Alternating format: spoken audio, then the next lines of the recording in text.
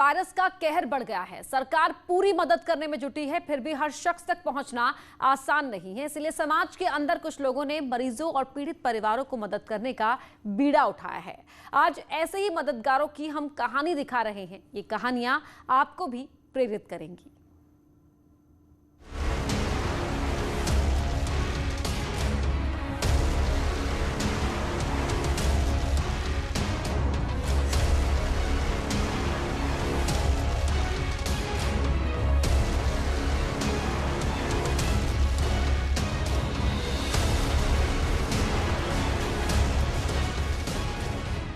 Corona ने हमारी दुनिया बदल कर रख दी है। अब इंसान दूसरे इंसान को देखकर उससे दूर जाने लगा है, लेकिन ये दूरी वायरस की रफ्तार रोकने के लिए जरूरी है। 2 गज की दूरी देश में मदद के लिए बढ़ रहे हाथों को नहीं रोक सकी है।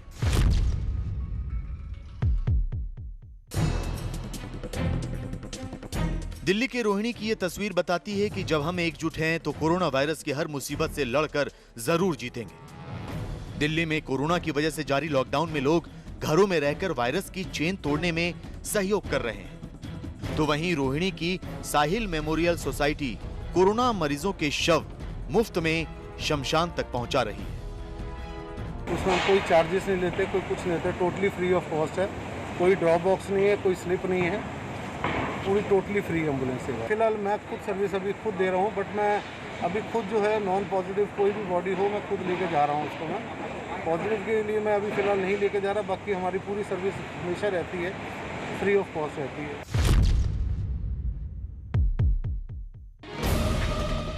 मदद के लिए संसाधन से ज्यादा नेक नियति की जरूरत होती है। मुंबई के दत्तात्रेय सावंत इसी की मिसाल है।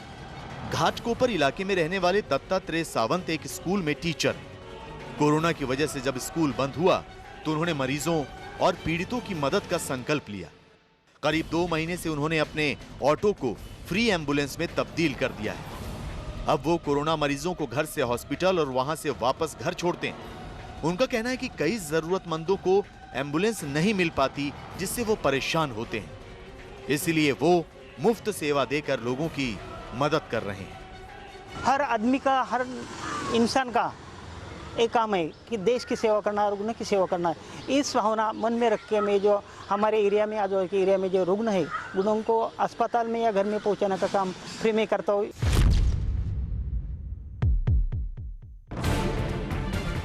मुसीबत सिर्फ हमें परेशान नहीं करती, बल्कि मदद करना भी सिखाती है। भोपाल के जावेद ने न्यूज चैनल्स पर ऐसी कई खबरें देखी जिसमें लोग कोरोना मरीजों को अपने कंधों या साइकिल पर लेकर जाने के लिए मजबूर हुए क्योंकि एम्बुलेंस नहीं मिली। ऐसे लोगों की मदद करने के लिए जावेद खान ने अपने ऑटो में ऑक्सीजन सिलेंडर लगवाया। अब वो कोरोना मरीजों को ऑक्सीजन सिलेंडर वाली राहत देते हुए मुफ्त में अस्पताल पहुंचाते हैं। इसके अलावा अस्पतालों में जिन लोगों को शव ले जाने के लिए एम्बुलेंस नहीं मिल पाती, उन्हें भी ये मुफ्त सेवा देते हैं। मेरे पास ये आइडिया आया कि क्यों ना हम मानवता के लिए आगे आएं और हम भी कुछ कर सकते हैं। तो हमने बीबी का एक लॉकेट था सोने का, वो बेच के हमने अरेंजमेंट करा, सिलेंडर लिया। सिलेंडर के बाद कुछ हमारे एक नरेश भाई हैं, उन्होंने घड़ी दी, इस ऑक्सीजन में घड़ी लगाई, हम लोगों ने इसको एम्बुलेंस बनाया।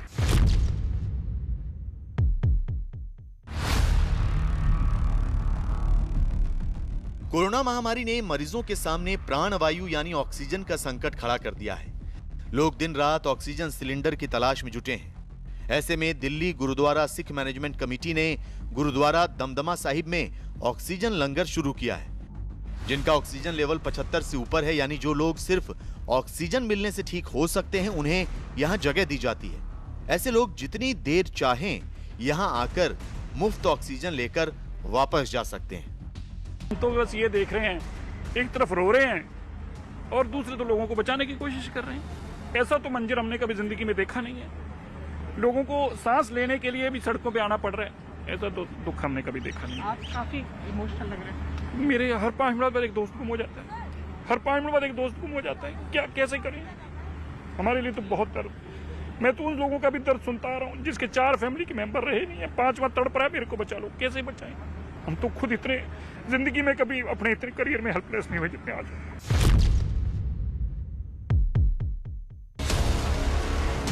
मानवता के सामने महामारी को हारना ही होगा। हिमाचल प्रदेश के शिमला में कोरोना मरीजों के मददगारों की ऐसी ही तस्वीर सामने आई।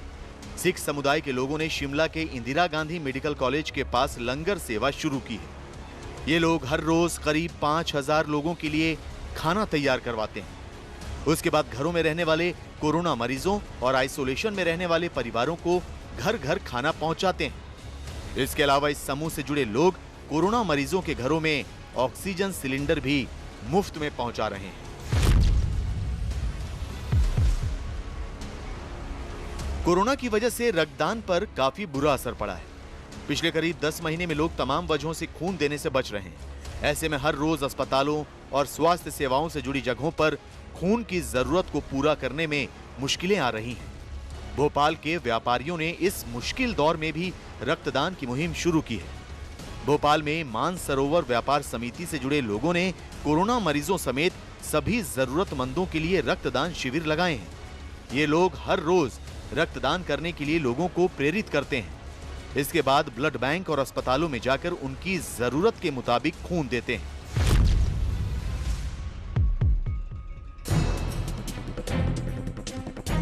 केरल पुलिस ने अपने सुरक्षा कर्मियों का एक वीडियो शूट किया है। इसमें पुरुष और महिला सुरक्षा कर्मी मिलकर डांस कर रहे हैं। दरअसल पुलिस वालों के डांस स्टेप इस तरह के हैं जिसमें वो कोरोना प्रोटोकॉल का पालन करने का इशारा कर रहे हैं।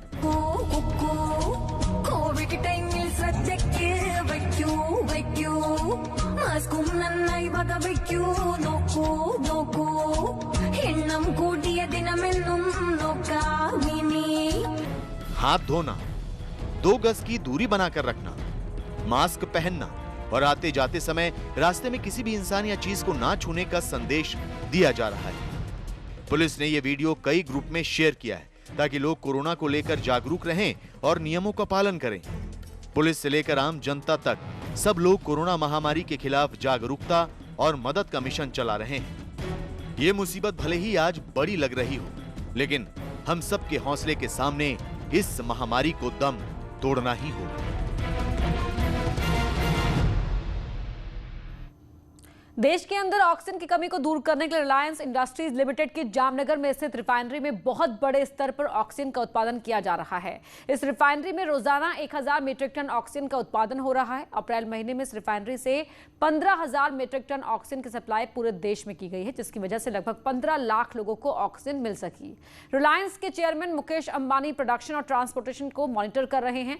बता दें कि भारत की करीब 11% मेडिकल ग्रेड ऑक्सीजन का रिलायंस अकेले उत्पादन कर रहा है और हर 10 में से 1 रोगी को ऑक्सीजन दी जा रही है। कोरोना संकट से पहले यहां पर मेडिकल ग्रेड की ऑक्सीजन का प्रोडक्शन नहीं होता था, लेकिन देश पर आए संकट के लिए यहां ऑक्सीजन का उत्पादन शुरू किया गया है। मार्च से अब तक आरआईएल ने 55,000 मीट्रिक टन ऑक्सीजन मुफ्त सप्लाई की है। आरआईएल चेयरमैन मुकेश अंबानी ने इंजीनियर्स को धन्यवाद दिया। मुकेश अंबानी ने कहा कि इस वक्त लोगों की जिंदगी बचाने से बढ़कर कुछ नहीं है। रिलायंस फाउंडेशन की चेयरपर्सन नीता अंबानी ने कहा कि हमारा देश अभूतपूर्व संकट का सामना कर रहा है, हर जिंदगी बचाना बेहद जरूरी है। नीता अंबानी ने कहा कि संकट की इस घड़ी में आरआईएल पूरे देश के साथ है। ऑक्सीजन मुहैया कराने के लिए रिलायंस इंडस्ट्रीज ने युद्ध स्तर पर ताकत झोंकी है। देश में मेडिकल ऑक्सीजन की जरूरत का 11% आरआईएल ने बनाया है। हर 10 में से 1 मरीज की जरूरत का ऑक्सीजन आरआईएल बना रही है।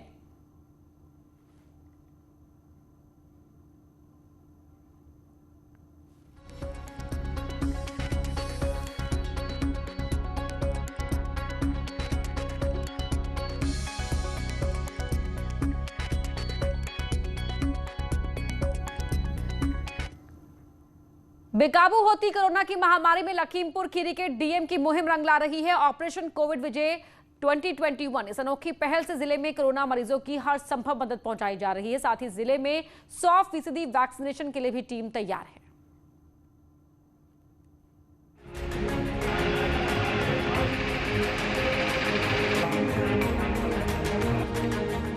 देश में कोरोना की महामारी लगातार पांव पसार रही है। बड़े शहरों के साथ अब छोटे शहरों में संक्रमण का खतरा बढ़ने लगा है। ऐसे में लखीमपुर खीरी के डीएम शैलेंद्र कुमार ने अपने जिले में कोरोना को काबू करने के लिए अनोखा ऑपरेशन चलाया है, जिसका नाम ऑपरेशन कोविड विजय 2021 रखा है।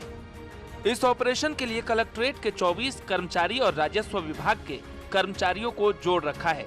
इस टीम के लोगों को अलग अलग टास्क दिया गया है, जिसमें 100% टीकाकरण का लक्ष्य, सभी पीड़ितों तक दवा पहुंचाना, आइसोलेशन में रह रहे मरीजों का हर दिन हालचाल लेना, किसी भी समस्या पर क्विक रिस्पांस और कोरोना पीड़ितों को मेडिकल किट पहुंचाना शामिल है।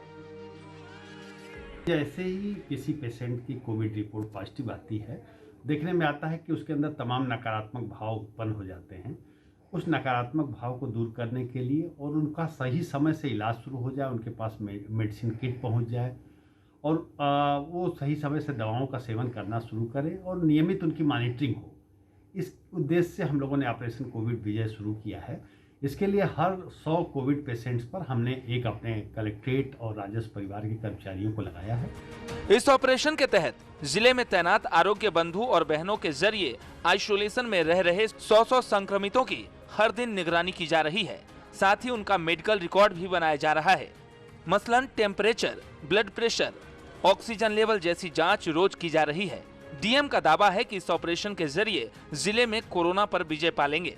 इस ऑपरेशन के तहत नगर के साथ गांव की भी निगरानी की जा रही है, ताकि हर पीड़ित को मानसिक रूप से मजबूत करके उन्हें बेहतर इलाज मुहैया करा सकें। न्यूज़ 18 के लिए लखीमपुर खीरी से मनोज शर्मा की रिपोर्ट।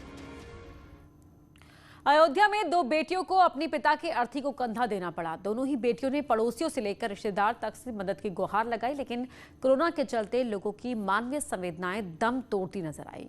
सामान्य मौत के बावजूद भी कोई अर्थी को कंधा देने को तैयार नहीं हुआ।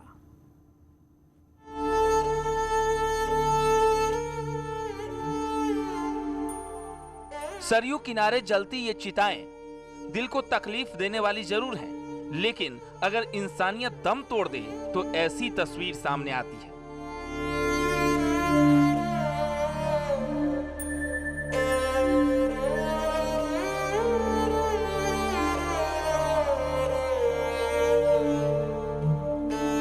कोरोना काल में इंसान ही नहीं, इंसानियत भी खत्म होती जा रही है। लोगों में कोरोना का डर ऐसा घर कर गया है कि सामान्य मौत पर भी अर्थी को कंधे देने वाले नहीं मिल रहे। ये तस्वीर अयोध्या की है, जहां शहादतगंज के रहने वाले चंद्रभूषण की सामान्य मौत हुई थी। 4 बेटियों के पिता चंद्रभूषण की मौत के बाद उनकी बेटियां पड़ोसियों और रिश्तेदारों के सामने मदद की गुहार लगाती रही, लेकिन कोई अर्थी को कंधा देने नहीं आया।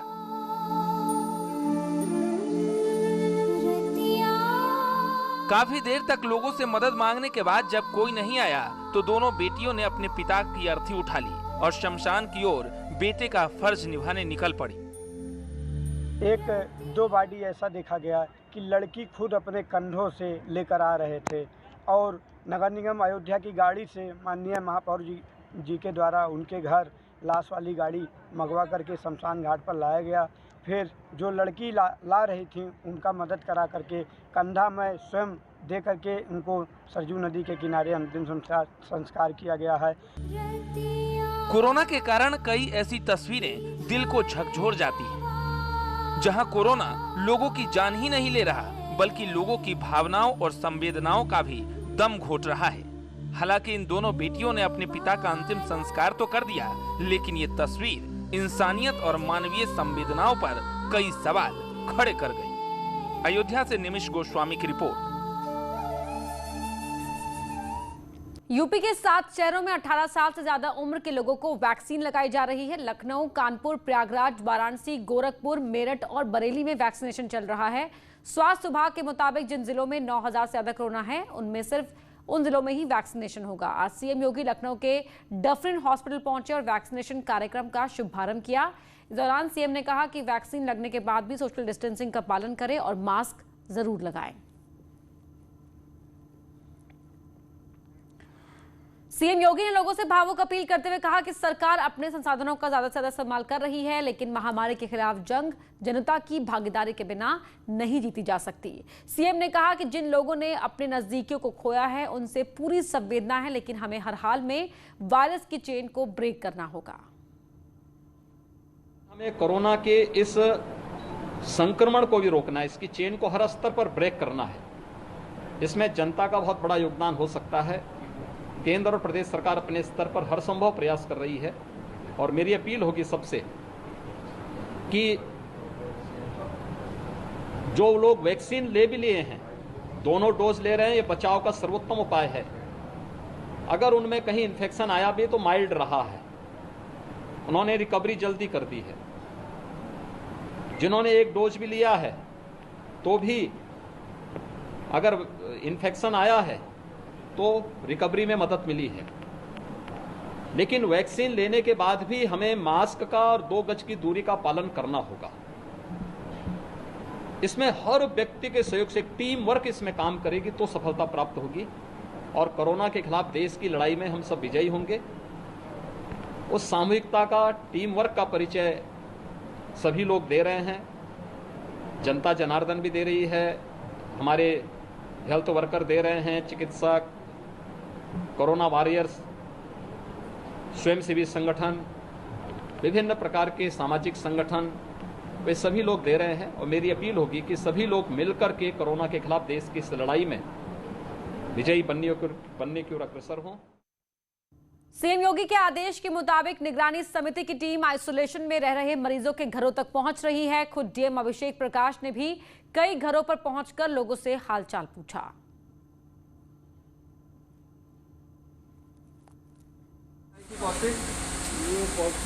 कल रात में कितनी उम्र है? 33। तो कोई ज़्यादा वैसे सिम्टम या कोई कुछ भी नहीं असल में इसका सर टाइम में डिग्री। अच्छा, हाँ, हमको यहाँ पे सर सिटी हॉस्पिटल में गए थे तो उन्होंने कोविड टेस्ट किया। घर में और कितने लोग हैं आप लोग? आप जानते हैं? हाँ हाँ, अच्छा, वही घर है सर। तो आप उन्हीं के फादर हैं? मैं उनका ताऊ हूँ अक्सर आपको सर। अच्छा अच्छा, अरे अच्छा अच्छा, ये तो अच्छा, ये पुनीत की वाइफ है या? अच्छा, वो इनके भाई उसको है, उसको भी है, वो आराम कर रहा है। तो दवा तो खा रहे हैं? हाँ, वो दवा ही खा रहे हैं। और यहाँ रुक रहे एक छोटे से ब्रेक के लिए खबरें जारी हैं।